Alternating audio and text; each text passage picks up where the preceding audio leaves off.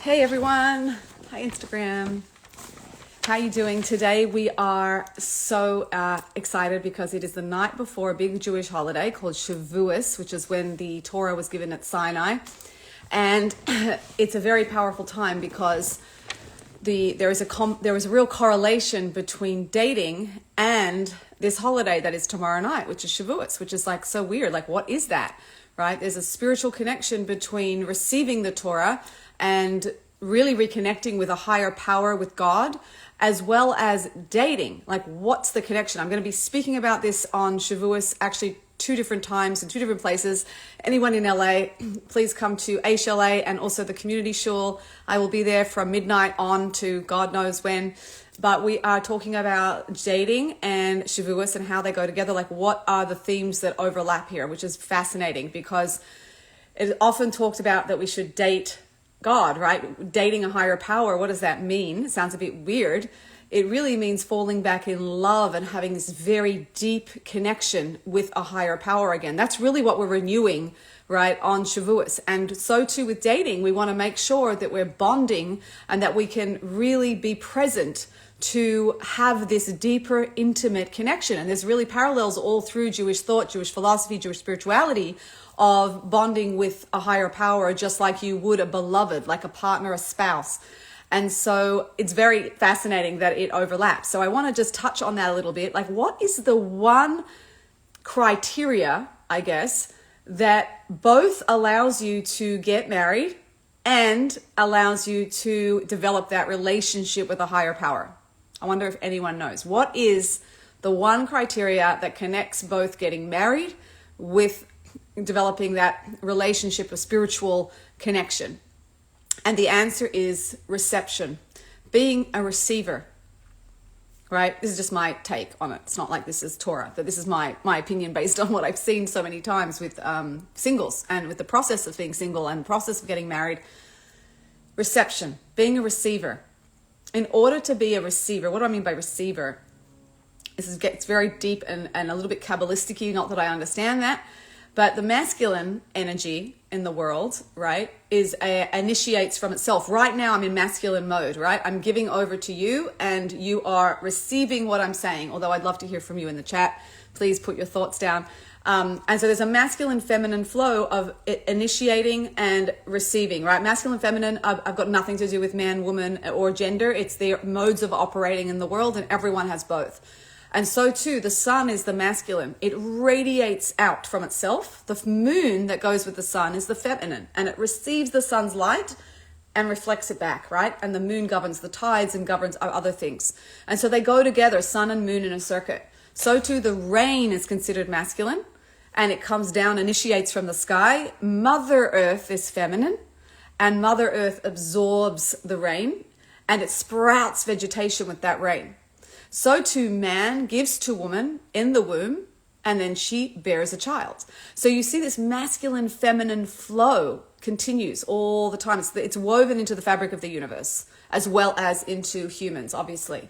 And so what we want to be able to do is that, obviously, if you're a woman and you're dating a man, you want to be able to access your feminine. There's nothing wrong with having the masculine and accessing that as well. But in terms of the relational dynamic between the two of you, you want to be able to access your feminine. Now, I'm a very strong masculine driven woman, like as in I have a lot of masculine energy in the world. And so I really have to learn, and still am learning all the time, how to do that, right? How to access my feminine. And I have a man that makes me feel feminine, so that helps. But how do you access your feminine, right? This is one of the modules in my course that we do, and everyone's very fascinated with it, because the feminine essence there's 2 things. One is internality. The feminine strength is internality, being tuned inside with both yourself and others, right? Doesn't mean you can't have exceptions on both sides, of course, right? There's always a spectrum and a continuum. And the strength of the masculine is to create that structure, that container, that holding, right? That ground, whether it's the providing, the protecting, all of those things. These are traditional, obviously, energies and roles. And you both can do both, of course, but the internality strength is very important. And the second part is the receptive, being able to be a receiver, right? Receiving is very different from taking. Receiving is different from taking. Taking is selfish. What's in it for me?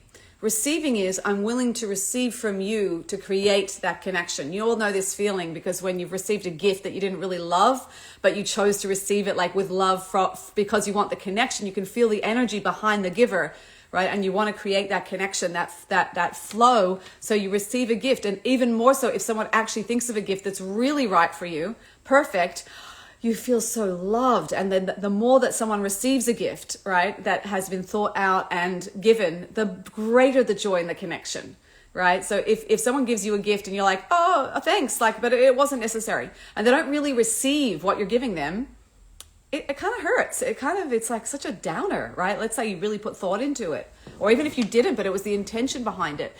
It feels bad. And so too, if someone actually receives something you gave them, let's say, and they said, oh my gosh, I've been looking everywhere for this. Where did you get it? This is amazing. So you feel $1,000,000 and you feel so connected. You feel so happy and bonded because it's really about the energy behind that, right? It's really about the energy behind it. So receiving, how does that connect to Shavuos and tomorrow night? Tomorrow night is a night where people stay up all night learning, all night to have this intimacy, this connection with this higher power, learning spiritual thought, spirituality, Judaism. And we want to be able to turn ourselves into being a receiver for that higher power, right? I want to also be a receiver. We can't really be a giver to a higher power because the higher power, God, is everywhere and knows everything and is constantly providing for us all the time. And so we want to be able to make ourselves a receiver, and you can actually block your connection with a higher power, and you can block a connection with your date if you don't receive. And it's really important. I'm really speaking to women here when I'm saying that, even though I know there's probably a couple guys on here.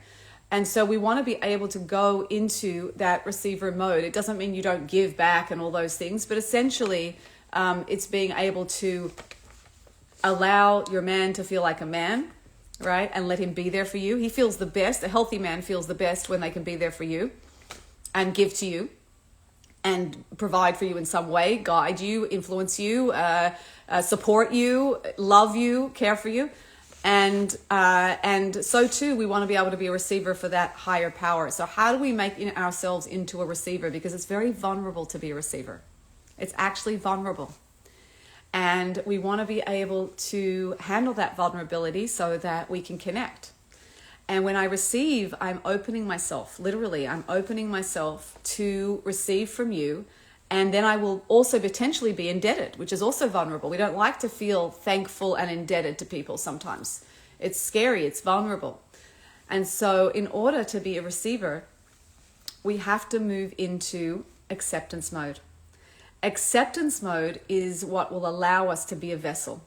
The reason we can't receive, and stay with me here, the reason we can't receive is because we don't allow ourselves to be at home in who we are. And this, I cannot tell you how this plays out with dating, like so many levels, right? You can't show up, you can't be present, you won't be able to see the good in the person. You're not home, you're not here, you're not present, you're not available if you're not a vessel. And we all have cracks in our vessels. Everyone has issues. Everyone has things they have to work on. However, we want to be able to be enough of a vessel that we can be there. We can be present when you're dating, and also with a higher power to be open and be connected. And in order to be able to become a vessel, we have to practice this muscle called acceptance. And acceptance goes both within myself, self-acceptance. I have to be able to accept myself, accept what's going on inside of me even. It's unbelievable that most of the work I do with women is about getting out of your own way and learning how to accept yourself. Learning how to just be with what is actually happening and validate it and listen to it and then trust it and ask for what you want. Ask for what you need, right? Actually having the ability to listen to it, validate yourself and bring that into relationship. And it's amazing how hard that is for many, many relatively healthy women. It's not like this is a pathological thing, but this is a problem with so many women, that they can't do this. They can't listen to themselves, validate themselves, or they've been trained and taught or traumatized to not listen, right? So the first step is acceptance of self. How do I actually allow myself to have the reality that I'm having inside? whatever that is, whether it's my own issues, whether it's something that's actually happening. One of the biggest questions I get asked is, how do I know it's my own anxiety versus actually a red flag? Like, how do I know to trust my gut and what's going on? Is it my gut? Is it my anxiety? Or is it a red flag in the person, or is it just my anxiety playing out? How do I tell the difference? And the first step towards that clarity is being able to just accept what's actually happening right now. Like right now I'm feeling anxious. Right now I'm feeling this, and I'm going to explore it. I'm going to be curious about it. I'm going to go inside and I'm going to ask questions to get clarity. As opposed to what typically happens is our head hijacks the process. And it jumps in when we feel something and says, that's stupid. Why are you feeling that? Or I don't know why I'm feeling that. Why am I feeling that? The head thinks that if we can work out why something happens and why we're feeling it, we'll be able to solve it. And I can tell you that all my clients, 95% come to me and say, I know why my issues are there. I know where they came from. I've spent X amount of time in therapy and I know about it. But I can't change the feeling. Why? Because they're doing all the other work with the head. It gives good insight, but it doesn't change the feeling because the feeling happens underneath the surface through the subconscious and through the body. And the body and the subconscious and the feelings are different faculties to the head and the conscious mind and the left brain. So we want to be able to have a relationship between my head, my attention, my awareness, my consciousness, and my feelings and my body. And be able to be in dialogue, be able to be connected, be able to be clarifying, validating, acknowledging. And the first step towards that is just acceptance, allowing whatever is happening to be happening. It's really honestly amazing how hard this is for everyone, right? It was for me. I was a head on a stick. I was just literally a head bobbing around, and I couldn't really feel anything in my early 20s, right? I had to do a lot of work to thaw that out and to be able to feel. And you can do it. It's totally possible. It's totally healable, if that's a word. It's totally, you're able to do it. You have to just start with, where do I even feel the numbness? Where do I feel the block? Where do I feel the resistance? And even that I'm going to be with. I'm going to be okay. For those that keep Shabbat and for those that know about Shabbat, there's a feeling every Friday night when you light candles and then it's Shabbat. And there's this feeling of like, it's just like I'm going from doing mode, rushing, to just being. And that just being mode of like, there's nothing left to do. Shabbat's here. I'm letting go. That's the feminine. That's the feminine of just being with, right? From a spiritual point of view and a Torah point of view, that's what God did. God was masculine all week, in masculine mode all week, still is. And on Shabbat, drops into the feminine, which is to be with all that God created, right? To be with. I'm just in being mode. And that's what we do too. We do the same thing. We rush around all week. Shabbat comes, if you have the opportunity to keep Shabbat, and you just drop into feminine mode. I'm just going to be with. And when I'm just being with whatever I created in my week, I also get perspective. I get objectivity. And I'm able just to think differently, think out of the box. And that creates intimacy. That's what actually creates intimacy, whether it's with a higher power or whether it's with a date or a husband. All right, that's what creates intimacy, is just being with, which we find so hard today. We find that so hard just to be with, right? I'm on my phone, I'm checking, I'm speaking to myself as I'm saying this, right? I'm checking, I'm not present. It's just so hard to be with. The first thing you have to do is be with yourself. You have to be able to be with yourself without stimulus, without input, without distraction. Nowadays, it used to be that you go to the restroom and that's the time you'd spend by yourself. Nowadays, we all know everyone's looking at their phones, right? You can't even there's no place that is sacred to just be with yourself.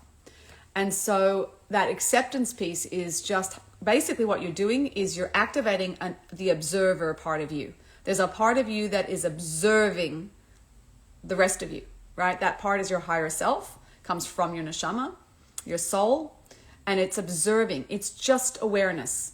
It's just observing everything. And it's always there in the background, but we can choose to pay attention or not, right? It often is giving little suggestions, or maybe you shouldn't do that, or not sure that's the right thing to do, right? It whispers in the background, that voice, that soul voice, right? This still small voice, this kolda mama daka, right? It's always there in the background.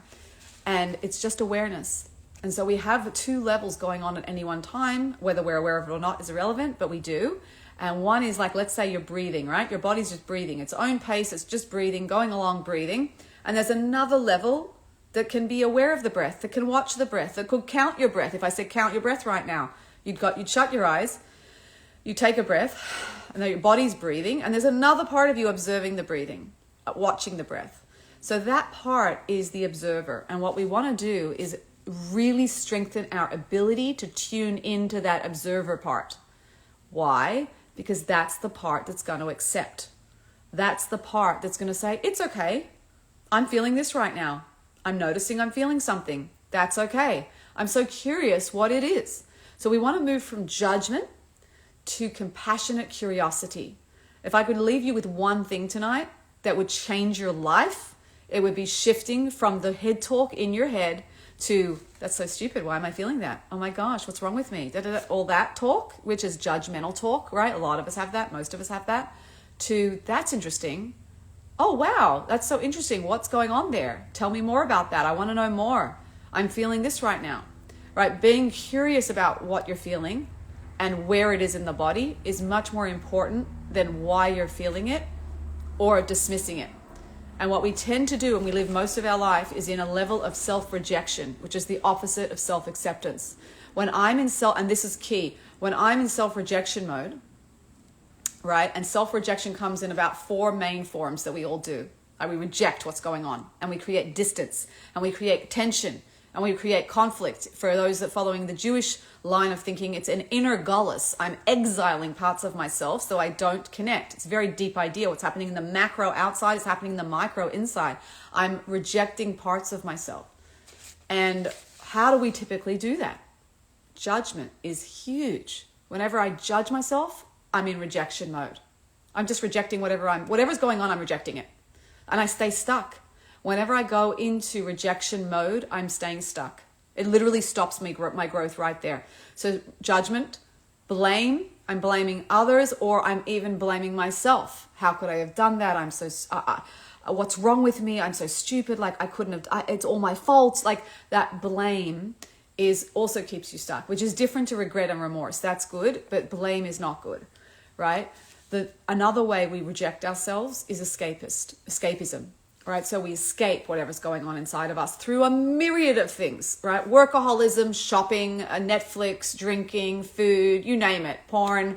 That's mostly men, but not all. Actually, that's actually more and more women falling into that. There's so many ways. There's so many ways that we escape our inner reality, right? By getting a dopamine hit or some sort of hit that makes me feel good and masks that feeling of whatever I'm feeling underneath, right? Ice cream. And so we want to be able to acknowledge the ways that we escape. What are the ways that you escape? What are the ways? Now, we need escape sometimes. There's nothing wrong with escaping sometimes with a conscious choice. Like I need a break. I'm just gonna tune out for a bit so I can come back. That's fine. But living in chronic escapism is really damaging. And all it does is it keeps you completely stuck. So the last way is suppression and repression, right? So suppression and repression, one is conscious, one is subconscious, as in I'm not even aware of it. I'm just not letting feelings come up at all. I think that's the repression. And suppression is when I consciously feel a feeling and I'm like, I'm not feeling that at all. I'm not going there. I'm not going there. I'm going to push it away, put it in the box, put it on the shelf, and I'm going to compartmentalize. But I'm not going to revisit it. I don't want to feel those feelings. So that's what we'll do also with feelings and reality internally is we don't want to know and we just literally put a lid on it. Over time, this kind of patterning creates disease and ailments and all sorts of things. And this is what the medical profession called stress-related illnesses, right? Oh, it's stress-related. So what does that mean? Stress-related, it means emotionally based. So I'm stressed and I'm reacting to the stress in a certain emotional pattern that's making me ill. Why? Because I'm not letting it out. I'm not letting it come out. If we let ourselves own it and process it, it will come out and we will feel much more ease rather than dis-ease internally. And this is also the Sarno method. I'm really going on a rant today. I have no idea I have questions here to answer, which I'm not even talking about. So someone here must need to hear this. And if you're watching this, it may be this is for you because I did not plan this. It's just coming out of me. But essentially, the Sarno method is all about this idea too, that the subconscious will create a distraction from what's really going on, right? And so if you own what's really going on, your subconscious will alleviate that ailment or that pain, like whether it's a migraine, whether it's a backache, whether it's stomach aches, whatever it is. Fascinating idea. Sarno put a whole philosophy into his books. You can have a look, the Sarno method, back pain, have a look at Google him. But it's this idea that we have to be able to accept what's going on. We have to be able to own what's going on. And when we do, when you can just own it and know that it doesn't mean anything bad about you, it doesn't mean anything that's wrong with you, it's just a feeling coming through, or it's just an issue to be integrated, or a part of your tikkun, part of your what you're doing on the planet to correct, right? When things come up, even if they are related to old wounds or subconscious blocks or whatever, they're part of what you need to integrate. That's why they're coming up for you to work on. And when you can own that, it feels amazing. It feels amazing, and you expand. And when you expand and relax, you can actually settle down into yourself, and you can become a vessel. And you can actually become a vessel for yourself first and foremost. You actually feel at home in your body. You feel at home in yourself. All of the sense of self-worth, sense of security, self-trust, all those things that people always want, that's what starts to happen naturally. And then, of course, when you become a vessel, you can have a better relationship with God. Your davening, your tefillah, your prayer completely changes, or meditation. And people come out of my course going, my praying got better. Like, that's so weird. I did a dating course and my praying got better. How is that possible? Because when you change yourself at your core, which of course is going to change how you show up when you're dating, right? That's the next way it benefits you, is that you show up as a vessel in your date with your date, and you can be able to connect. You're actually able to bond with a person in a whole different way, because you're at home in yourself and you're present and you're available. And so all this stuff that people do, read these books and they try more dating apps and they go and speak to coaches about good advice, which is great because the advice is great, right? But that's not the problem. The problem is you're not home. The problem is you're not loving yourself. The problem is you're not accepting yourself. The problem is you don't trust yourself. The problem is you don't have clarity. The problem is that you don't have self-worth enough. That's what's going on. And very few people are addressing that underneath the surface. Or they know that's there and they say, I've got to feel more confident. I've got to feel more self-worth. I've got to get more clarity. But how do I do that? This is how. There's a great book that I read that's called, do I have it here? Yes.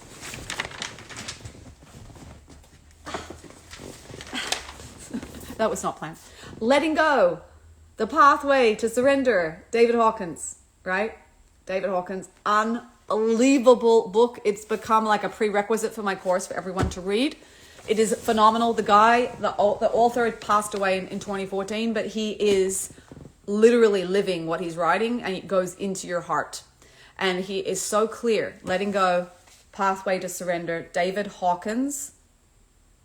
Please get it. If you're interested in any of this work, it's not like an easy read like novel. The first 3 chapters are the most important, set the foundation. And then the other chapters are about like fear or desire or greed or anger or different things you experience. And as you read them, whenever I would feel these, I'd go and read that chapter on that feeling, and it would change me. Because this guy was holding there in his consciousness. He was there. He was living it. He internalized it. So you get it when you read his book. It's phenomenal. So please buy it if you're interested in this work. It's amazing. And really start to notice, how am I self-rejecting? That would be the first step. How am I self-rejecting so that I can actually then be present and show up? And when I can do that, how am I distracting myself? How am I... charisma is another one. Charisma is another way that people step out of themselves. Charisma is like, I'm out there, I'm charismatic, and people are focusing on me, right? And that actually can pull you out of yourself as well. So it's a gift if someone has charisma, but at the same time, it can create a facade that is actually not the real deeper self. And so the deeper self becomes more isolated and lonely because no one really gets to know the real them underneath that charisma. And it feels like a pressure to always keep up that charisma, as opposed to just let yourself just drop down underneath it and just be more sort of real, toned down, and with others, as opposed to, whoa, everyone's looking up to me. Everyone's sort of gaga about me. And then that feels nice on one level, but at the same time it's isolating because they don't get to know the real you.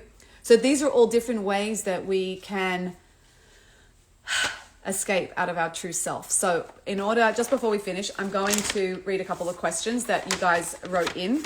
One is, I do not see any red flags, but after dating for a couple of months, I'm still anxious.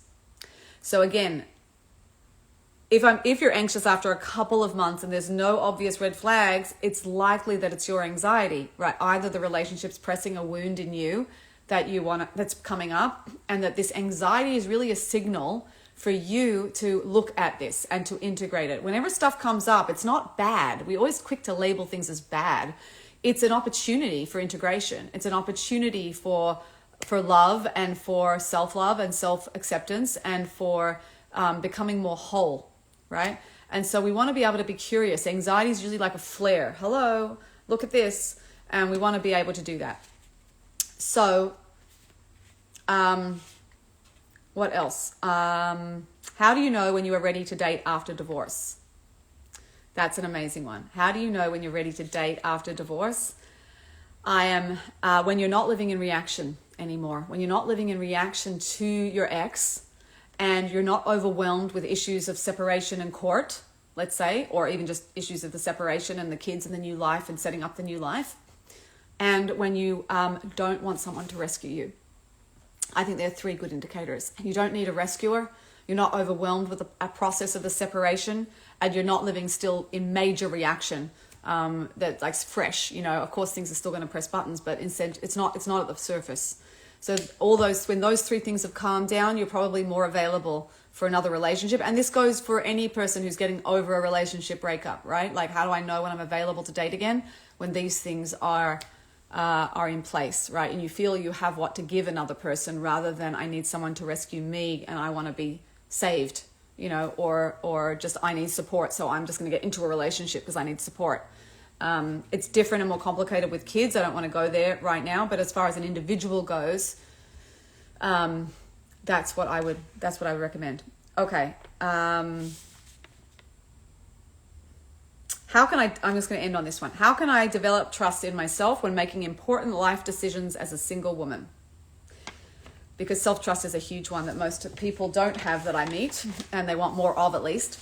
And self-trust means, again, expanding on what I said before about self-acceptance, that the first step is to accept what is actually going on inside of you. The first step is to really know what you're feeling, not why you're feeling it, what you're feeling. Big difference. What you're feeling. And sometimes your head can be saying one thing and your heart can be saying another and your gut can be saying another. So you want to be able to tune in to head, heart, and gut, and be able to listen to what those 3 different areas of yourself are telling you. And sometimes they tell you very different things because they're based in different things, and that's okay. That's good. And you want to be able to listen to those things. And sometimes if your head is saying yes and your heart's saying no, you want to ask your heart, well, what would it take to get a yes? What would it take to get a yes? What would need to happen here? And often your heart will tell you if you keep your attention on the heart and you ask the heart, not the head, right? The head likes to hijack and get in the way.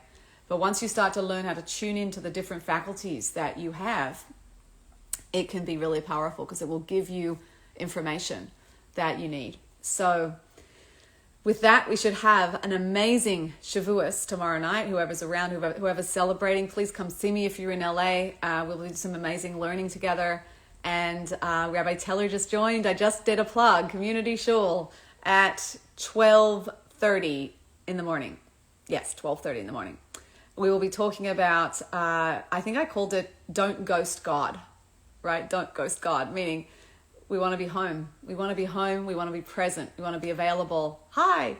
And we want to talk about the similarities between Shavuos and dating, and how to really be a vessel to receive both higher power and the love of your life. So have a Chag Sameach, happy holiday, and I will see you very soon. Bye.